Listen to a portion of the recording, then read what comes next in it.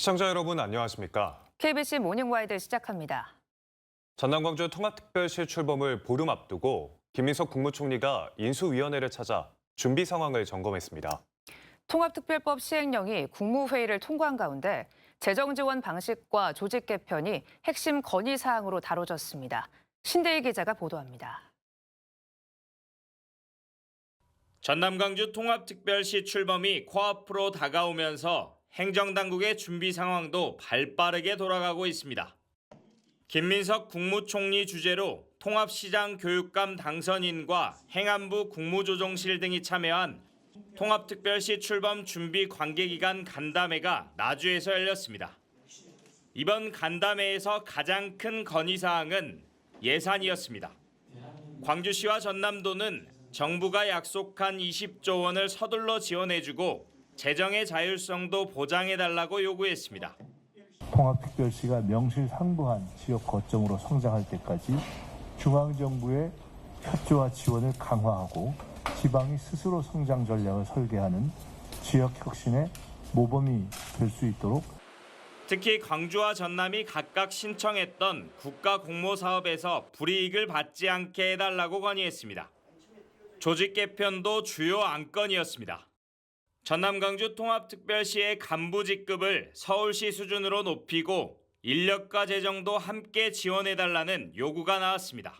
정부와 전남 광주와 한 팀이 돼서 마지막으로 퍼즐을 맞추는 그런 자리로 여기고 있습니다. 전남 광주의 성장이 곧 대한민국의 성장이 되도록 최선을 다하겠습니다. 정부가 예산과 인력 지원으로 전남 광주 특별시의 출발에 힘을 실어줄지 관심이 쏠리고 있습니다. KBC 신대희입니다. 광주시와 전남도가 7월 1일 출범에 맞춰 전남 광주 통합특별시에 공식 CI를 제정하기로 했습니다. 양시도는 당초 통합특별시 출범에 맞춰 임시 CI를 공모해 우선 사용할 계획이었지만 추후 공식 CI로 다시 교체할 경우 예산 낭비와 행정 혼선이 우려된다는 지적에 따라 출범에 맞춰 곧바로 쓸 수 있는 공식 CI를 제정하기로 했습니다. 이에 따라 시도는 기존에 진행된 임시 CI 공모작을 활용하지 않기로 했습니다. 전쟁 발발 이후 무서운 기세로 치솟던 기름값이 국제유가 하락세에도 불구하고 요지부동입니다. 정유사의 국내 공급 가격과 수출 가격이 큰 차이를 보이고 있는 데다 국제유가 역시 단기간에 전쟁 전 수준으로 떨어지기는 어려워서 고유가로 인한 시름은 당분간 계속될 전망입니다. 정경원 기자의 보도입니다. 전쟁 전까지만 해도 하루 리터당 1원 안팎 오르는 데 그쳤던 광주 지역 휘발유 평균 판매 가격. 하지만 지난 2월 28일 이란 전쟁 발발 이후 상황은 급변했습니다. 전쟁 발발 다음 날 하루 만에 3원 급등하며 1,684원을 기록하더니 이틀 뒤 1,700원을, 또 이틀 뒤 1,800원을 단숨에 돌파했습니다. 그러나 종전 MOU 소식과 함께 국제유가가 하락해도 판매 가격은 떨어지지 않고 있습니다. 최근 서부 텍사스산 원유 가격은 배럴당 $80 수준으로 전쟁 발발 직후 가격까지 떨어졌지만 주유소 판매 가격은 요지부동입니다. 처음에 오를 때는 그냥 순식간에 막 오르는데 떠이를 때는 조금씩 떨어지니까 좀 속상하죠, 저희들도. 네, 정부에서 이렇게 뭐 기름값 잡는다고는 하는데 아직까지 사실 체감으로는 정확하게 잘 모르겠고 좀 최대한 빨리 떨어졌으면 하는 바람입니다. 기름값은 당분간 내리기 어렵다는 전망이 많습니다. 현재 정부가 석유 최고 가격제를 도입해 정유사가 주유소에 공급하는 가격을 묶어두고 있는데 그 사이 국제시장 수출 가격과 국내 소매 가격의 간극이 크게 벌어졌기 때문입니다. 정유사 입장에선 해외에 비싸게 수출할 수 있는 상황에서 굳이 국내 주유소에 싸게 공급할 필요가 없는 겁니다. 원유 생산시설 파괴와 종전 MOU의 불안정성 등 국제유가 하락에 발목을 잡는 요인들도 여전합니다. 이 때문에 업계에서는 국제유가가 전쟁 전 수준으로 돌아가는 데만 최소 6개월은 걸릴 것이라고 내다보고 있습니다. 고유가로 인한 서민들의 물가 부담이 여전한 가운데 기름값으로 인한 시름은 당분간 해소되기 어려울 것으로 보입니다. KBC 정경원입니다. 5.18 기념재단과 5.18 공법 3단체가 미국 스타벅스에 서한을 보내고 탱크데이 마케팅 논란과 관련해 추가적인 설명과 책임 있는 후속 조치를 요청했습니다. 단체는 스타벅스 본사가 지난 사과 이후 구체적인 조사 결과를 내놓지 않았다며 기업 내부 의사결정 구조와 역사 인권 감수성 검수 체계가 부족한 게 핵심이라고 주장했습니다. 이어 탱크데이와 책상의 탁이라는 문구의 기획 과정과 5월 18일 날짜 선정 배경, 경영진 보고 승인 여부 등을 공개해야 한다고 요구했습니다. 전기차 충전 시설을 제조 운영하던 업체가 경영난에 빠지면서 전국 곳곳의 충전기 2,800여 기가 멈춰섰습니다. 문제는 이용자들이 중단 사실을 알기도 어렵고 멈춘 충전기를 처리할 방법도 마땅치 않다는 겁니다. 허재희 기자가 취재했습니다. 광주의 한 공공기관에 설치된 전기차 충전소.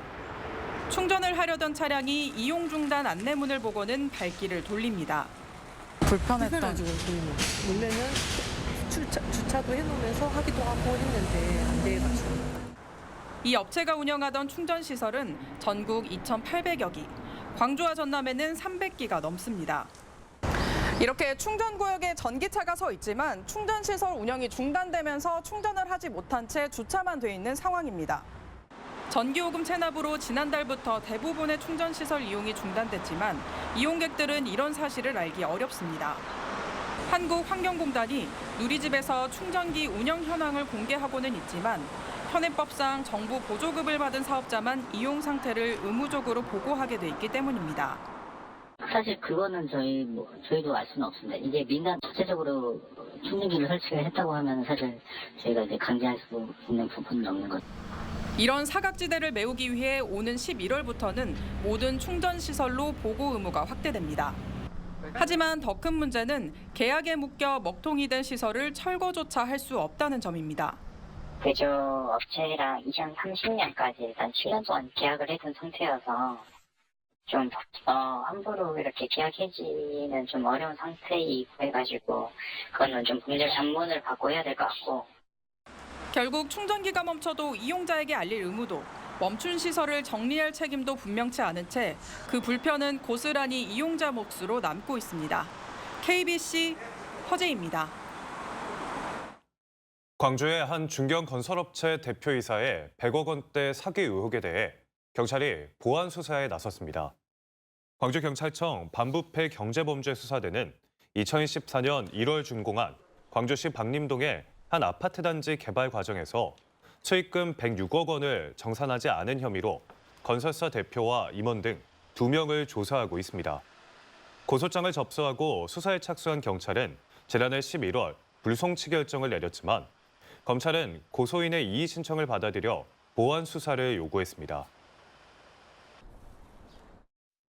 유탁그룹 주요 계열사들이 광주 회생법원에 다시 신청한 회생 절차에 대해 개시 결정을 받았습니다. 광주 회생법원 파산 일부는 유탑건설과 유탑DNC, 유탑엔지니어링 등 유탑 계열사 3곳에 회생 절차 개시를 공고했습니다. 앞서 유탑그룹은 서울회생법원에 회생 절차를 신청했지만 법원은 사업 지속보다 청산 가치가 더 크다고 판단해 폐지 결정을 내렸습니다. 최근 광주에 삼성전자와 SK하이닉스 반도체 공장이 들어올 수 있다는 기대 섞인 전망이 잇따르고 있습니다. 이런 가운데 광주과학기술원 지스트가 세계 최대 반도체 설계 기업인 암과 손잡고 반도체 인재 양성에 나서 관심을 끌고 있습니다. 고우리 기자입니다. 광주과학기술원 지스트가 세계 최대 반도체 설계 기업인 암과 손잡고 반도체 인재 양성에 나섰습니다. 암은 스마트폰과 서버, 인공지능 반도체 등에 사용되는 핵심 설계 기술을 보유한 세계적인 기업입니다. 지스트는 암의 설계 자산과 교육 프로그램을 활용해 산업 현장에서 즉시 활용 가능한 실무형 인재를 키울 계획입니다. 먼저 공학 전공 학부생이나 취업 준비생, 관련 분야 재직자를 대상으로 반도체 아카데미를 운영해 실무 인재 양성에 나섭니다. 9월부터는 생성형 AI 확산으로 급증하는 AI 반도체 수요에 대응하기 위해 반도체 특성화 대학원을 통해 석박사급 고급 인력도 양성합니다. GIST는 암수쿨을 통해 앞으로 5년 동안 반도체 전문 인력 1,400여 명을 배출할 수 있을 것으로 기대하고 있습니다. 이제 수도권에 편중돼 있던 회사들이나 기업들이 광주, 전남으로 내려오거나 혹은 저희 이제 이 교육을 통해서 배출되는 인력들이 창업을 통해서 우리 지역 경제를 발전시킬 수 있을 것이라고 기대가 큽니다. 반도체 인재 양성이 첫 발을 뗀 가운데 인재 확보를 발판으로 관련 기업 유치까지 이어질 수 있을지 지역사회의 기대가 커지고 있습니다. KBC 고울입니다. 2016 해상풍력 공급망 컨퍼런스 전시회가 이틀 일정으로 여수에서 개최됐습니다. 여수시는 어제 해상풍력 관련 기업 73개사 관계자 2천여 명이 참석한 가운데 개막식을 시작으로 전문가 강연과 비즈니스 상담회, 네트워킹 디너 등 다양한 프로그램을 진행했습니다. 오늘은 김민석 국무총리가 해상풍력 산업계 관계자들을 만나 주요 현안과 함께 애로사항을 청취할 예정입니다. 광주시가 시교육청에 넘겨야 할 법정 전입금 1천억 원을 올해 첫 추가 경정 예산안에 편성하지 못한 데 대해 사과하고 오는 9월 추경에 반드시 반영하겠다고 약속했습니다. 광주시는 어제 시의회 예산결산 특별위원회 심사에서 예산 불일치가 발생한 점을 사과하고 9월로 예상되는 2회 추경 때는 미편성 부담금을 전액 편성하겠다고 밝혔습니다. 광주시의회 예결특위는 해당 예산을 우선 편성하지 않은 것은 재정 운용의 신뢰성 측면에서 문제가 있다고 지적하며 이번 추경안을 수정 의결했습니다. 광주에서 20대 소방관이 회식 음주 강요 등 갑질에 시달리다 숨졌다는 의혹과 관련해 경찰이 입건 전 조사에 착수했습니다. 광주경찰청은 지난해 10월 숨진 광산소방서 소속 20대 소방교가 직장 내 괴롭힘에 시달렸다는 의혹과 관련해 진정서를 접수하고 조사 중이라고 밝혔습니다. 유가족들의 감찰 조사 요구에도 광주소방본부가 묵살했다는 의혹이 제기되면서 이재명 대통령은 국무조정실에 사건 조사를 지시했습니다. 아동 청소년 성착취물과 불법 촬영물 등을 대량 유포해 10억 원대의 범죄 수익금을 챙긴 불법 사이트 운영자들이 구속됐습니다. 전남경찰청 사이버범죄수사대는 아동 청소년 24명을 포함한 피해자 107명의 성착취물 영상 12만 개를 게시하고 유포한 혐의로 불법 사이트 운영자 2명을 구속했습니다. 경찰 조사 결과 이들은 해외에 서버를 두거나 임시 서버를 활용해 정부의 접속 차단을 피해왔으며 불법 사이트에서 스포츠 도박과 온라인 카지노, 성매매 알선 광고를 게시해 범죄 수익을 챙긴 것으로 드러났습니다. 수요일인 오늘 광주와 전남은 낮부터 비가 내리는 곳이 있겠고 30도를 웃돌며 무덥겠습니다. 낮까지 5에서 20mm의 비가 예보됐고 늦은 오후부터 내일 새벽까지 광주와 전남 내륙에 5에서 50mm의 소나기가 내리는 곳이 있겠습니다. 낮 최고 기온은 목포 27도, 여수 27도, 광주 30도, 곡성 31도 등 27에서 31도 분포로 어제와 비슷하겠습니다. 호남권 최초로 로봇 수술 시스템을 도입한 화순 전남대병원이 로봇 수술 누적 3,000례를 달성했습니다. 화순 전남대병원은 지난 2009년 로봇 수술 시스템을 처음 도입한 뒤 지난 9일 누적 3,000례를 돌파해 고난도 암 수술 분야의 선도 병원으로서 위상을 입증했다고 밝혔습니다. 로봇 수술은 사람보다 정교하게 움직이는 로봇 팔을 이용해 좁고 복잡한 부위를 보다 정밀하게 수술할 수 있으며 최소 절개를 통해 통증과 출혈을 줄이는 기법입니다. 달리던 SUV가 마주오던 오토바이를 피하려다 전봇대를 들이받았습니다. 어제 오전 11시 반쯤 나주시 남평읍의 한 도로에서 70대 남성 A씨가 몰던 SUV가 마주오는 오토바이를 피하려다 전봇대를 들이받아 불길에 휩싸였습니다. A씨와 동승자는 사고 직후 대피해 인명피해는 없었으며 경찰은 A씨가 마주오던 오토바이를 미처 보지 못해 사고가 난 것으로 보고 정확한 경위를 조사하고 있습니다. 목포공업고등학교와 해남공업고등학교가 교육부로부터 신규 마이스톡으로 최종 선정됐습니다. 2028학년도부터 마이스톡으로 전환되는 목포공고와 해남공고는 각각 AI 기술을 융합한 지능형 에너지 산업 인재와 첨단 디지털 산업 기반 구축에 필요한 핵심 기술 인재를 양성하게 됩니다.